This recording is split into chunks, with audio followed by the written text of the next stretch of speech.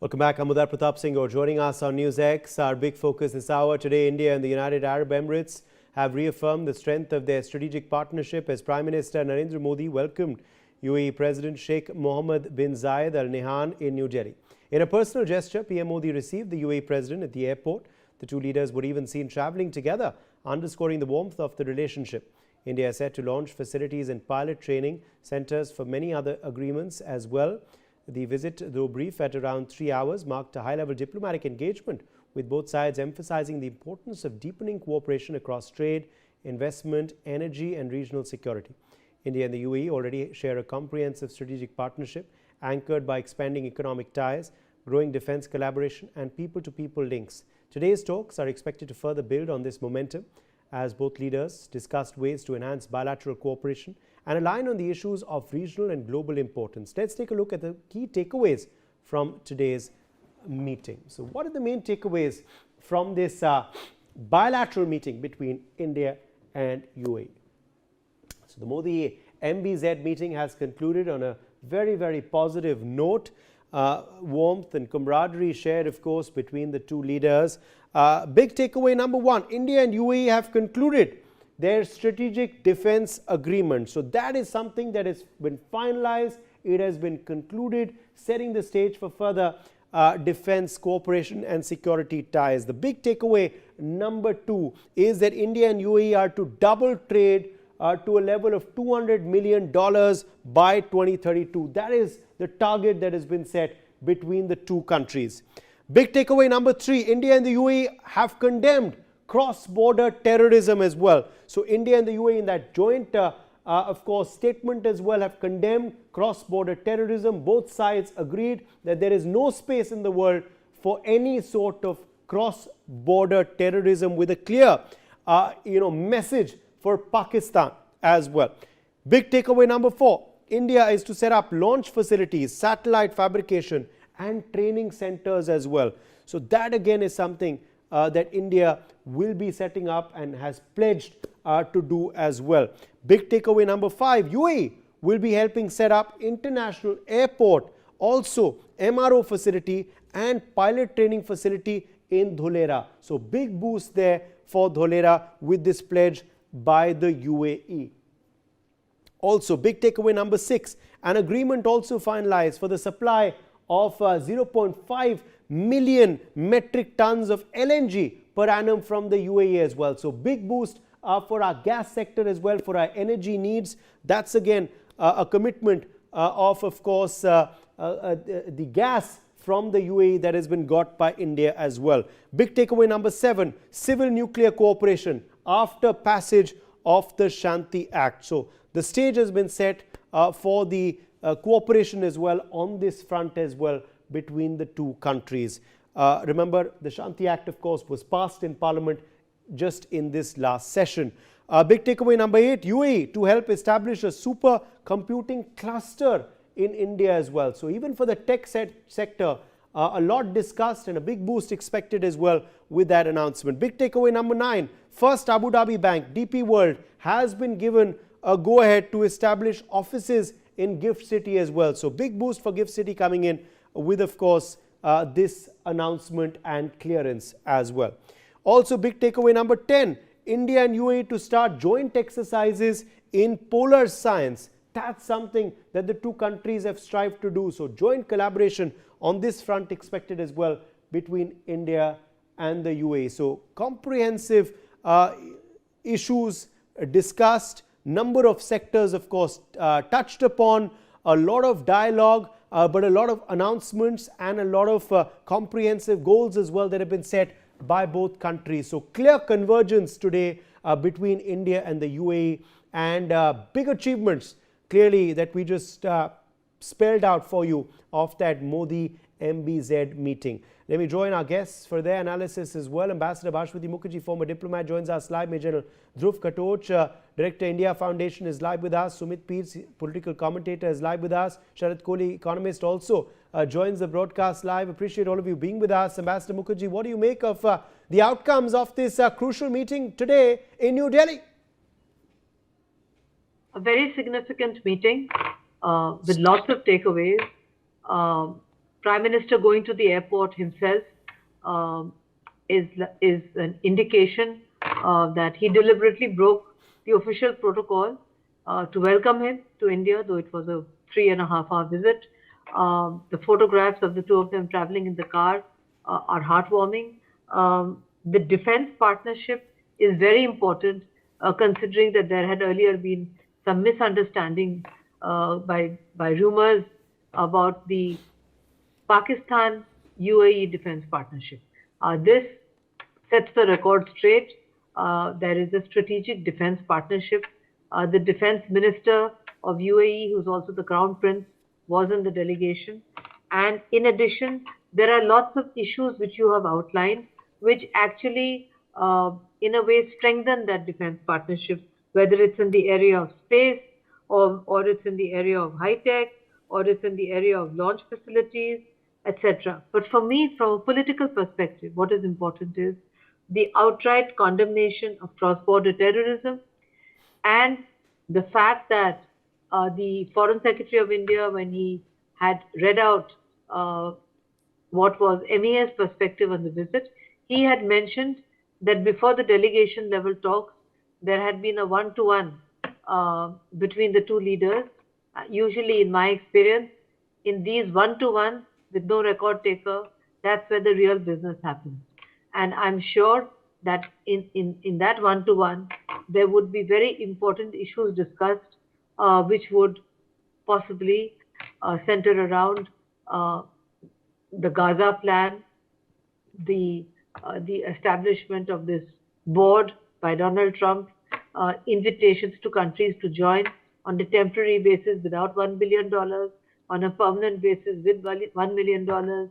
If you read the charter carefully, Uday, which I was reading before your program, it has an eerie resemblance to the UN Security Council, but with only one country holding the veto, that's Donald Trump. It, UAE, coming from where it is, would definitely have discussed Gaza with our Prime Minister. What is very, very important is that they are going to be providing us with, you said, 5 million metric tons of LNG. That is very important. There is an energy summit coming up in Goa between 27th and 30th of January, where we are looking to augment our energy supplies. UAE will be participating, but this announcement made before the Energy Week in Goa is highly significant. We have a great arrangement with Qatar, and UAE coming in this manner is also important. The situation in Iran must have been discussed, because those who are the most involved, Iran's neighbors and in that area, do not want any military conflict in that area, because they would be directly impacted if anything happens in the Straits of Hormuz. It would also impact India, because it is in that area that these huge tankers come to our facilities and get offloaded. So UAE, being a very powerful player, having lots of influence, uh, having also a fair amount of influence in Israel, I'm sure would join this this so-called peace board, but would also be able to use considerable influence in trying to ensure that there is no unilateral military action vis-a-vis Iran, as there was in Venezuela. So all in all, again, an indication also of the very pivotal role that India plays in this part of the world, the importance that both attach to the IMEC whenever it takes off. And IMEC, if you would remember, Uday, is also linked with Chabahar, where we seem to be in a fix, because our waiver will run out the first week of April. So that again is something that in the one-to-one, without record takers, these must have been discussed. I'm not an astrologer. I'm just making these comments from the basis of my own experience of how these one-to-ones usually happen. And when it's without record takers, it's very significant. Uday. Absolutely. Let me, in fact, also quickly rope in Major Katoch as well. Major Katoch, how important is this defense agreement that has been agreed to between both sides and announced as well? How important is this going to be? for security ties between our countries, the message it also sends out to our neighbors, the fact that also both countries have condemned cross-border terrorism as well in no uncertain terms in this bilateral and presumably in the joint statement as well. What is the messaging of all of this, and what else stood out for you in today's bilateral?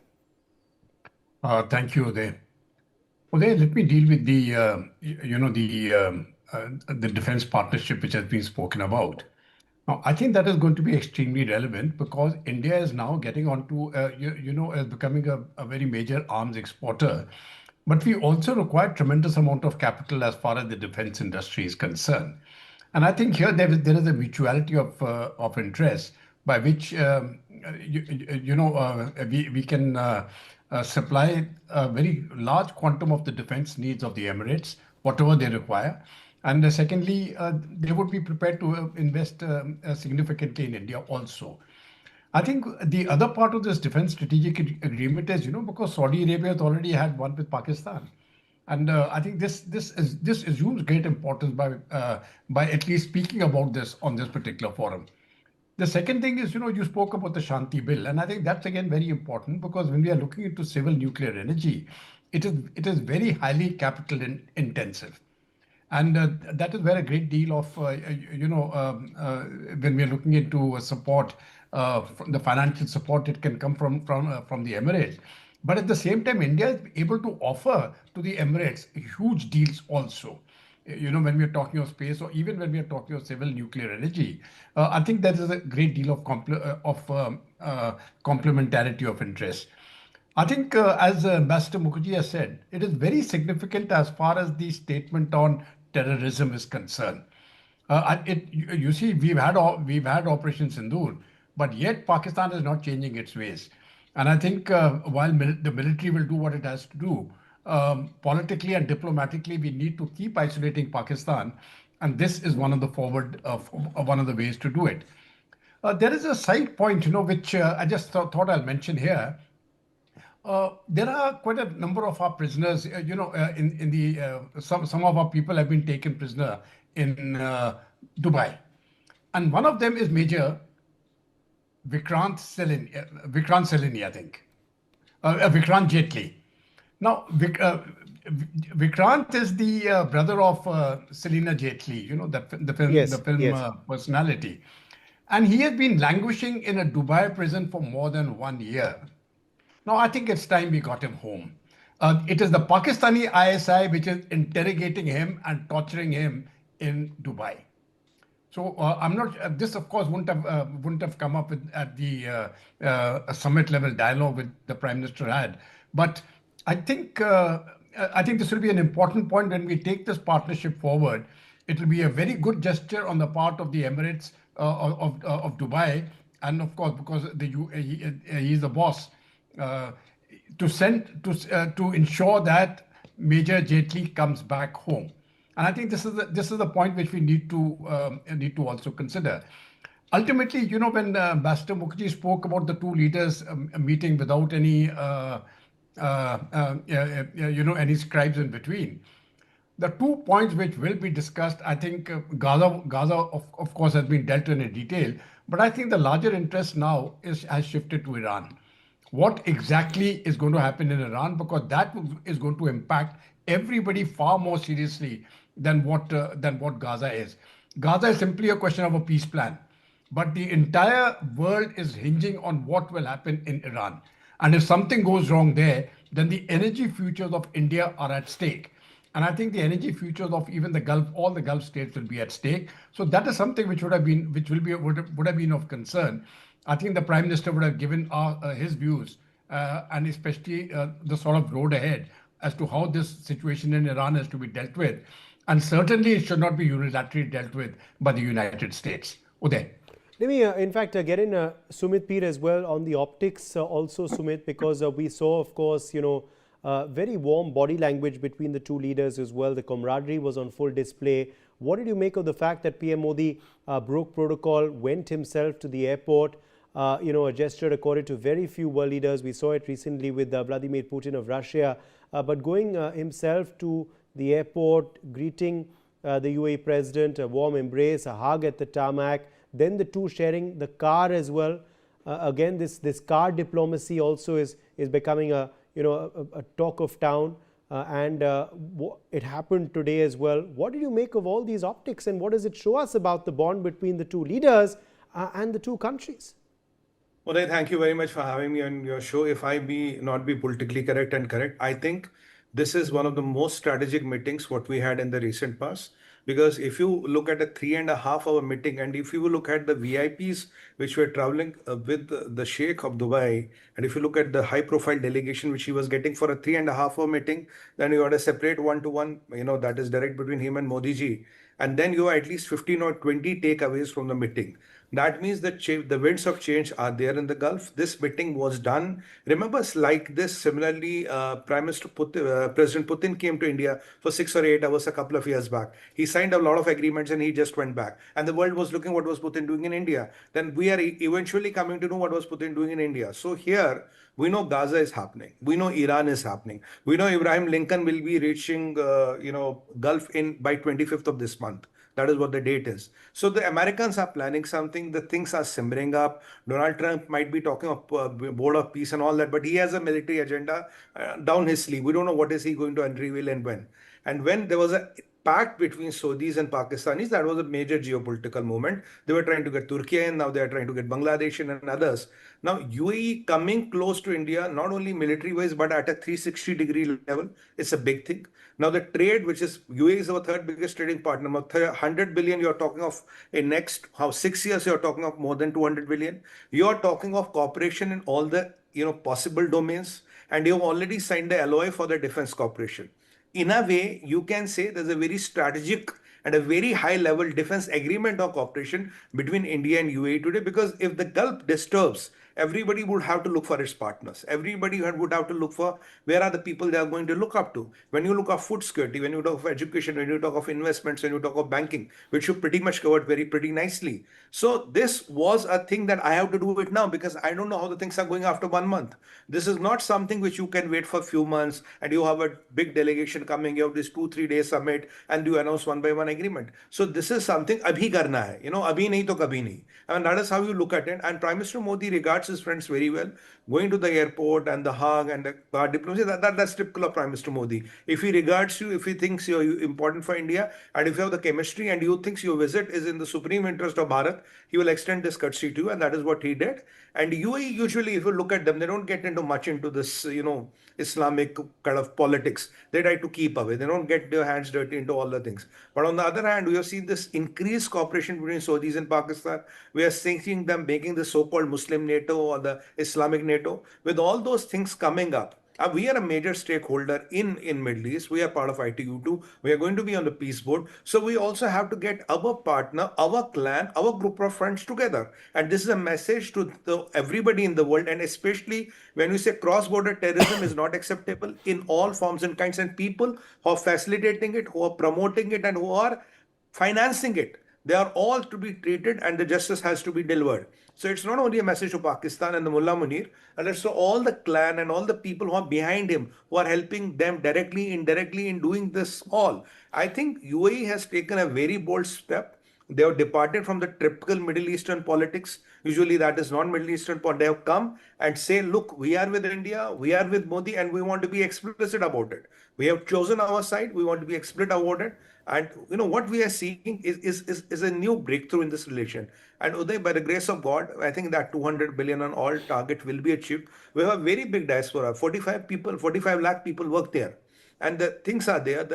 They trust us. We trust them. And let's not forget, sir, UAE has stopped issuing visa to all Pakistanis. For indefinitely, all Pakistani visas are banned unless and until you have a diplomatic passport or you have a Pakistani government officer with that special government passport, like in a country where the white passport.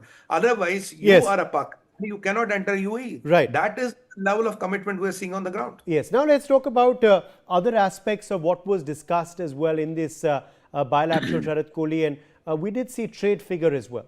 An ambitious goal of where the two nations intend to take trade up to by 2032 was also unveiled. Talks, of course, on cooperation in space, energy, and nuclear agreement as well, nuclear energy agreement as well. In fact, also after the Shanti Pact, there's again a broad spectrum of cooperation that India sees with the UAE. Data centers establishments, the possibilities of that. In India House also being established by the UAE and Abu Dhabi. So a lot else figured also in this bilateral. Sharad, what stood out for you? Well, I think UAE enjoys, Uday, a very special place as far as India is concerned. I mean, if you just look at Dubai, one of the 7 Emirates, almost 80% of the business being done in Dubai is controlled by Indians directly or indirectly. Well, almost 38 to 40% of their population are Indians, out of a population of about 1 crore 15 lakhs. We've got 45 lakhs, as Sumit said, they are Indians. So India has got, in fact, some parts of UAE when you travel, they look pretty much like India. It doesn't feel, I remember there's a place in Dubai called Bar Dubai. And within Bar Dubai, there's a place called Meena Bazaar. When you roam around there, you're probably in a Karol Bagh or probably one of the markets in Mumbai. It's so entwined with India. And I think the best part of UAE is it's a very forward-looking country. I mean, this is one country where the Sheikh had given a message to its people long ago when they were running out of oil, that start getting professional, start getting educated, start training yourself in other skills. That's when UAE opened its real estate, tourism, and so on and so on. Today, Dubai is one of the favorite destinations for any tourist as far as India is concerned. So there's a very strong tourist connection as well. Apart from $100 billion plus of bilateral trade, I think India is also looking at reducing the deficit which is there in the trade as far as UAE is concerned. So, and amongst what was discussed, we were all speculating about what was the car discussion all about. I think car pooling has become the new norm now as far as Prime Minister Modi is concerned. And as Ambassador Mukherjee said, there's no record taking. I think two things must have definitely figured. Iran, and how can you forget President Trump, in all regards? How can you forget him from any kind of discussion? What's happening when the Arabic nations stood for Iran, we saw the unity of Shia and Sunni for a moment. And what's happening in Europe is unprecedented. Some of the best friends like UK, who used to bow down before America, was slapped with 10% tariffs because of supporting Greenland. So I'm sure these issues, but the good thing is, and I was observing the duration of the trip, 3.5 hours trip. Well, by the way, Dubai, Delhi, or Abu Dhabi, Delhi, it's almost like a local flight. I've had the privilege of doing a same-day return from Dubai, being a normal passenger, and this was the head of the state traveling. I've been there in the morning once, I remember coming back in the evening. So you would only make a short trip to a country when you're very, very focused. Because in that trip, you would not like to go and see Taj Mahal. You would not like to probably go to Ahmedabad on Sabarmati. You would not like to do anything else except talk business. So there was a clear-cut agenda. The agenda was trade. The agenda discussion, as I said, must have been Iran and the tariff policy and all that has been happening. So much is happening around the world these days, thanks to one big man who's causing so much of flutter around the world, So I'm sure tariffs must have been discussed. India already has a comprehensive trade agreement. So there was nothing as far as liberalizing things. The efforts are only to make sure that how to take this comprehensive economic partnership to the next level, Uday. I think that must have been on the forefront. And continue fulfilling our energy needs as well. I think there's a new deal on LNG that was announced as well. Absolutely. As I said, yes, absolutely. And I think whenever the two leaders of the world these days are meeting, they are meeting when the global order is changing. The world order, the political equations, the friendships, the alliances, they are all changing. And we have Prime Minister Trump and his 300-strong delegation visiting the World Economic Forum. And we all know what's going to happen there. I mean, this economic forum, I was giving a press briefing on World Economic Forum. It is just photo ops and nothing beyond that. I'm sorry to say, you can probably get a few pictures clicked in the Swiss Alps with some snow behind you, with some dignitary or a celebrity, and that's it. I think these are the meetings which matter. These are the meetings which do business. These are the meetings which have a future. Alliances like World Economic Forum, I'm sorry to say, they've got no future. They're losing their relevance altogether. I'm sure this meeting, a short and sweet meeting, I would say, the same day return of president of UAE, I think you will start seeing the impact of that in both the countries. And UAE is a tiny country. It's just 7 emirates. You can drive through UAE, in a few hours from end to end. But I think the beneficiary this time will not just be India. And when the president has come here, it's going to be UAE as well, Uday. Yes, I can say but that with but we conviction. do know, of course, the situation in West Asia also was discussed, because these are world leaders speaking. These are leaders who do have an enormous amount of power, and which is why, of course, geopolitical issues do figure as well, apart from just issues that concern the two countries, isn't it, Ambassador Mukherjee? Yes, absolutely. First of all, I completely agree with what Dr. Sharad Kohli has said. His assessment is spot on. As far as the what's happening on this so-called peace board on Gaza, etc., it must have been discussed. First of all, there are two types of membership: the permanent, so-called permanent members who can also be thrown out by Donald Trump, who have to pay $1 billion to join, and the temporary members who are there for 3 years, who can also be thrown out anytime by Donald Trump. If you look at, it's now available, if you look at the charter of this peace board. This would be a very important issue for both the UAE and for India, as to, are they joining? On what basis are they joining? Are they joining as temporary or permanent members, etc.? Is it useful to join? Is it dangerous not to join? These are issues which they would have discussed definitely. And as far as Iran is concerned, General Katoch is spot on, because what is going to happen in Iran will directly impact the entire area around Iran, but will also impact the oil supplies, energy supplies of countries like India and China. Let's face it. So the point is that then it would give an opportunity for Donald Trump perhaps to try to force Venezuelan oil down our throats. But Venezuelan oil is available in a very small quantities, and American companies are not willing to go in there and risk their investment. So this may then cause a real world energy crisis, which would directly impact India and its rate of growth. It would definitely impact also China. So I am sure that this would have been discussed. And I also agree with Dr. Sharad Kohli when he said that when you have a short visit, and I have participated as record taker, except for the one-to-ones with no record taker, I have found that the most useful and focused visits with the greatest outcome are those which are less than 5 hours in duration. Because the main business is with PM and those whom he wants to have around him. And that is when the business gets done. All the rest is just superficial, as going to the Taj Mahal or going to Gandhi Smriti, etc. Those are add-ons.